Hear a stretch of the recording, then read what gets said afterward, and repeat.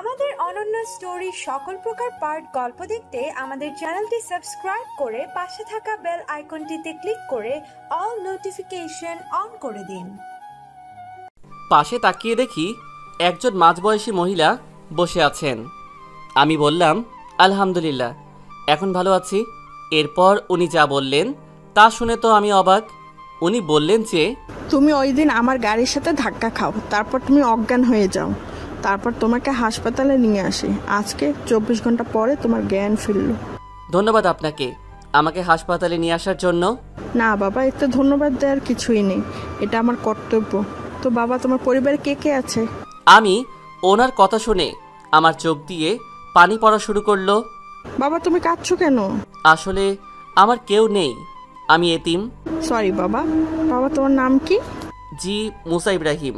কি মুসা ইব্রাহিম? জি। বাবা, তোমার হাতটা একটু দেখি। তারপর আমি তাকে আমার হাত দেখালাম। তিনি আমার হাতে একটি দাগ দেখার পরেই আমাকে জড়িয়ে ধরে কান্না শুরু করেন। মুসা বাবা, তুই এতদিন কই ছিলি? তোকে কত খুঁজেছি আমরা। আন্টি, আপনি কান্না করছেন কেন? বাবা, আমিই তোর মা। কিন্তু আমার তো বাবা মা নেই, আমি তো এতিম। না বাবা, তুই আমাদের ছেলে। তোকে নিয়ে একদিন শপিং করতে গেছিলাম, তখন তোকে গাড়িতে রেখে গিয়েছিলাম। এসে দেখি তুই গাড়িতে নেই। তোর বাবা দেশের 10 জন বিজনেসম্যানদের মধ্যে একজন হয়। পুলিশ তোকে অনেক খুঁজে কিন্তু পায় না। আমি তার কথা শোনার পরে আমার চোখ দিয়ে পানি পড়তে লাগলো। সাথে সাথে আমি তাকে জড়িয়ে ধরে কাঁদতে লাগলাম। মনে মনে আল্লাহর কাছে শুকরিয়া আদায় করলাম আমাকে আমার পরিবারের কাছে ফিরিয়ে দেওয়ার জন্য। আসলেই মায়ের কোলের চেয়ে শ্রেষ্ঠ জায়গা কোথাও নেই। যার মা বাবা আছে তার আর কিছু লাগে না। তারা সব বিপদ থেকে আমাদের রক্ষা করে, আমাদের সব আবদার পূরণ করে। যাক, এখন গল্পে আসি। আম্মু আমাকে বলল, থাক বাবা, আর কাঁদে না। আম্মু এসে গেছে না, আর কাঁদে না। তোকে আর কোথাও যেতে দেবো না। আম্মু জানো, আজকে আমি অনেক খুশি। আল্লাহর কাছে হাজারো ধন্যবাদ, আমি আমার পরিবারকে ফিরে পেয়েছি। আমার আর কিছু চাই না। আচ্ছা আম্মু, আমাকে কবে ছাড়বে হাসপাতাল থেকে? আজকেই ছেড়ে দিবি। যদি নাও ছাড়ে তাহলে তোকে জোর করে নিয়ে যাব। আমি আম্মুর কথা শুনে হাসতে লাগলাম। অনেক দিন পর নিজের ছেলেকে পেয়েছে তো, তাই এইরকম করছে। এরপর আম্মু ডাক্তারের সাথে কথা বলল। ডাক্তার বলল আমি সুস্থ, আমাকে নিয়ে যেতে পারবে। আমি তো অনেক খুশি। আমি বললাম, আম্মু, আমার না অনেক ক্ষুধা লেগেছে। আমার বাবাটার ক্ষুধা লেগেছে, দাঁড়া তোকে খাইয়ে দিচ্ছি। এরপর আম্মু আমাকে খাইয়ে দিলেন। আসলেই আম্মু খাইয়ে দিলে খাবারের স্বাদ দ্বিগুণ হয়ে যায়। খাওয়া শেষে আমাকে হাসপাতাল থেকে রিলিজ করিয়ে নিয়ে একটি গাড়িতে বসালেন। তারপর বললেন, আজকে তোর বাবা তোকে দেখলে অনেক খুশি হবে। আচ্ছা আম্মু, আব্বুর নাম কি? আব্বু কি করে? তোর বাবার নাম দাউদ ইব্রাহিম, দেশের টপ 10 বিজনেসম্যানদের মধ্যে একজন। আমি তো আম্মুর কথা শুনে অবাক। দেশের নাম্বার 1 বিজনেসম্যান আমার বাবা? তারপর আমি আম্মুকে জিজ্ঞাসা করলাম, আচ্ছা আম্মু, আমাদের পরিবারে আর কে কে আছে? তোর 2 বোন আছে, আর ওদের সন্তানরা আরেকজন ছিল। কে ছিল আম্মু? তোর আরেক ভাই ছিল, তুই হারিয়ে যাওয়ার 3 বছর পর ও জন্ম নেয়, কিন্তু ওকেও আমরা হারিয়ে ফেলি। তোকে এবং ওকে হারানোর শোকে আমরা একেবারে ভেঙে পড়ি। আম্মুকে আমি বুকে জড়িয়ে বলি, কেঁদো না আম্মু, একদিন ওকেও আমরা খুঁজে পাবো। আজকে তোর বোনদের সারপ্রাইজ দিব, কিন্তু আগে চকলেট কিনতে হবে। কেন আম্মু? চকলেট কিনতে হবে কেন? তোর ভাগ্নিরা চকলেট পাগল, বাসায় গেলেই তাদের জন্য চকলেট নেওয়া লাগে। আমি আম্মুর কথা শুনে হাসলাম। তারপর সামনে একটি দোকান থেকে চকলেট নিলাম। তারপর গাড়িতে উঠলাম। অনেকক্ষণ পরে গাড়ি একটি বাড়ির সামনে থামলো। সেটাকে বাড়ি বললে ভুল হবে, পুরা একটা রাজপ্রাসাদের মতো বাড়ি। আমি আম্মুকে জিজ্ঞাসা করলাম, আম্মু, এইটা আমাদের বাড়ি? হ্যাঁ বাবা, এইটাই আমাদের বাড়ি, চল ভিতরে যাই। তারপর আমি আর আম্মু ভিতরে গেলাম। ভিতরটা বাহির থেকে আরও সুন্দর। সব আল্লাহর নিয়ামত। আল্লাহ মানুষকে বুদ্ধি দিয়েছে, মানুষ সেই বুদ্ধিকে কাজে লাগিয়ে কত বিশাল বিশাল বিল্ডিং তৈরি করছে, মানুষের জীবনকে সুখময় করে তুলছে। এই জন্য আল্লাহর কাছে আমাদের খাঁটি মনে শুকরিয়া আদায় করা উচিত। যাক, এখন গল্পে আসি। আম্মু বাসার ভিতরে ঢুকেই আমার বোনদের ডাকতে লাগলেন, এই তামান্না, ঐশী, তোরা কোথায়? তোদের জন্য একটা সারপ্রাইজ আছে। তারপর উপরে তাকিয়ে দেখলাম যে 2 জন মেয়ে 2টা বাচ্চাকে কোলে নিয়ে নিচে নামছে।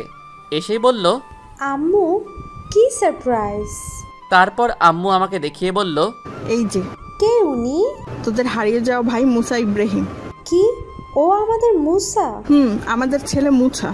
এইটা শোনার পর সাথে সাথে তামান্না ঐশী আপু আমাকে জড়িয়ে ধরে কান্না শুরু করে দিল এবং বলতে লাগলো, ভাই তুই এতদিন কই ছিলি ভাই আমার? তোকে আমরা অনেক খুঁজেছি ভাই, জানিস তোকে আমরা কত মিস করেছি। আমি তোমাদের অনেক মিস করেছি আর তোকে কোথাও যেতে দিব না। এখন আপনাদের আমার পরিবারের পরিচয় দিয়ে দেই। আমার বাবা হলেন দেশের নাম্বার 1 বিজনেসম্যান দাউদ ইব্রাহিম। আমার মায়ের নাম আয়েশা বেগম, তিনি হলেন গৃহিণী। আমার বড় বোনের নাম তামান্না আহমেদ তাহিরা এবং আমার মেজ বোনের নাম ইসরাত জাহান ঐশী। তারা দুইজন এই বাড়িতেই থাকে। আর আমার দোলাভাইরা হলেন আর্মি অফিসার। আর আমার হারিয়ে যাওয়া ভাইয়ের নাম না হলে পরের পার্টে বলবো। এখন গল্পে আসা যাক। আমাকে জড়িয়ে ধরে কান্না করছে দেখে আমার ভাগ্নিরা জিজ্ঞাসা করলো, আম্মু আম্মু ওটাতে ইনি তোমার মামা মামুনি? ওটা আমাদের মামা। আসো মামনিরা, মামার কোলে আসো। বলতে দেরি কিন্তু কোলে এসে দুই গালে দুইটা পাপ্পি দিতে দেরি নাই। তারপর আমাকে জিজ্ঞাসা করলো, মাম্মা মাম্মা এতদিন কোথায় দিলে? আমার মামনিদের জন্য চকলেট আনতে গেছিলাম। তাহলে আমাদের চকলেট দাও। তারপর তাদের দুজনকে চকলেট দিলাম। তারা তো অনেক খুশি। আম্মুকে জিজ্ঞাসা করলাম, আম্মু আব্বু কোথায়, দুলাভাইরা কোথায়? তোর আব্বু বিজনেসম্যানের কাজে মালয়েশিয়া গেছে আর তোর দুলাভাইরা ক্যান্টনমেন্টে। দাঁড়া, তোর বাবাকে জানিয়ে দেই, তুই ততক্ষণ ফ্রেশ হয়ে আয়। আচ্ছা। তারপর আমি ফ্রেশ হয়ে জোহরের নামাজ পড়ে একটা ঘুম দিলাম। ঘুম থেকে উঠে আসরের নামাজ পড়ে নিচে গেলাম। নিচে গিয়ে দেখি আব্বু বসে আছে। আমাকে দেখে আব্বু সাথে সাথে আমাকে জড়িয়ে কান্না করে দিলেন। বাবা তুই কেমন আছিস বাবা? কই ছিলি এতদিন? আব্বু আলহামদুলিল্লাহ ভালো আছি, তুমি কেমন আছো? এতদিন ভালো ছিলাম না, কিন্তু আমার আব্বুটাকে দেখে অনেক ভালো হয়ে গেছি। শুধু তোর ওই হারিয়ে যাওয়া ভাইটাকে যদি পেতাম। চিন্তা করো না আব্বু, মহান আল্লাহ যদি চান তাহলে ঠিকই আমরা আমার ভাইকে খুঁজে পাবো। তাই যেন হয় বাবা। পিছে তাকিয়ে দেখি আমার দুলাভাইরা দাঁড়িয়ে আছে। আমি তাদের কাছে গিয়ে বললাম, আসসালামু আলাইকুম দুলাভাইরা। ওয়ালাইকুম সালাম। কি শালাবাবু, আমাদের সাথে পরিচিত হবে না? আমরা তো কখন থেকে তোমার জন্য ওয়েট করছি। সরি দুলাভাইরা, আসলে ঘুমিয়ে গেছিলাম তো তাই। এখন আপনাদের আমার দুলাভাইদের পরিচয় দেই। আমার বড় দুলাভাইয়ের নাম মোহাম্মদ আতিফ ইসলাম ও মেজ দুলাভাইয়ের নাম মোহাম্মদ আরিফ ইসলাম।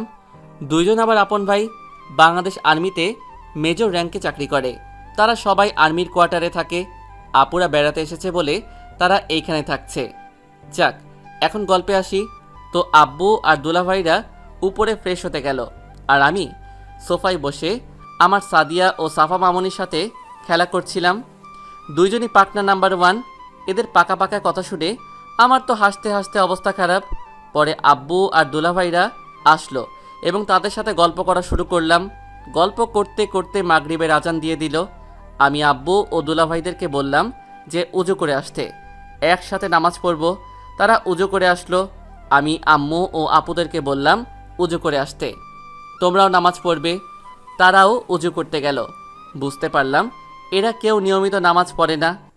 না, আমাকে এদেরকে ইসলামের ছায়াতলে নিয়ে আসতে হবে। আমার আম্মু ও আপুরাও পর্দা করে না, করলেও ডিজিটাল পর্দা। না, আজকে মাগরিবের পরেই এদের সাথে কথা বলবো। তো সবাই আসলো। দুলাভাই একামত দিল, আমি নামাজ পড়ালাম। দেখি আমার সাদিয়া ও সাফা মামনিও নামাজ পড়ছে। আমি যখন সিজদায় যাব তখনই তারা আমার পিঠে উঠে গেল। আমিও তাদেরকে পিঠে নিয়েই নামাজ পড়লাম। আমি এতে বিরক্ত হইনি, কারণ নবীজি সাল্লাল্লাহু আলাইহি ওয়াসাল্লামের প্রিয় দুই দৌহিত্র হাসান ও হুসাইন ও যখন নবীজি সাল্লাল্লাহু আলাইহি ওয়াসাল্লাম মসজিদে নববীতে নামাজ পড়তেন তখন তারা নবীজি সাল্লাল্লাহু আলাইহি ওয়াসাল্লামের পিঠে উঠে যেত। যতক্ষণ না পর্যন্ত তারা নবীজির পিঠ থেকে নামছে ততক্ষণ নবীজি সাল্লাল্লাহু আলাইহি ওয়াসাল্লাম সিজদায় থাকতেন। তখন তারা নেমে যেত, তখন নবীজি সাল্লাল্লাহু আলাইহি ওয়াসাল্লাম সিজদা থেকে উঠতেন। এখন গল্পে আসি। আমার নামাজ পড়ানো শেষ হলো। পরে আমার দুই মামনিকে পিঠ থেকে নামিয়ে কোলে নিলাম। পিছনে ফিরে তাকিয়ে দেখি সবার চোখে পানি। আমি জিজ্ঞাসা করলাম, আব্বু তোমাদের চোখে পানি কেন? আগে কখনো এরকম সুন্দর তেলাওয়াত শুনিনি। কেমন করে শিখলি এত সুন্দর তেলাওয়াত? বাবা, আমি কোরআনের হাফেজ। আস্তে আস্তে আমি এইরকম তিলাওয়াত শিখেছি। বাবা তুই কোরআনে হাফেজ? জি বাবা। যাক, আমার ছেলে কোরআনে হাফেজ, তাতে আমি অনেক খুশি। আম্মু আব্বু যদি কিছু মনে না করো তাহলে তোমাদের কিছু কথা বলবো। এমনভাবে বলছিস কেন বাবা? তুই কথা বলবি, আমরা মনে করব কেন? ধন্যবাদ আব্বু। আচ্ছা আব্বু, তুমি কি নিয়মিত নামাজ পড়ো? না বাবা, কাজের চাপে পড়া হয় না। আম্মু, তুমি নামাজ পড়ো? না বাবা, পড়তে পারি না, অনেক কাজ থাকে তো তাই। আপু, তোমরা নামাজ পড়ো? না ভাই। দুলাভাই আপনারা?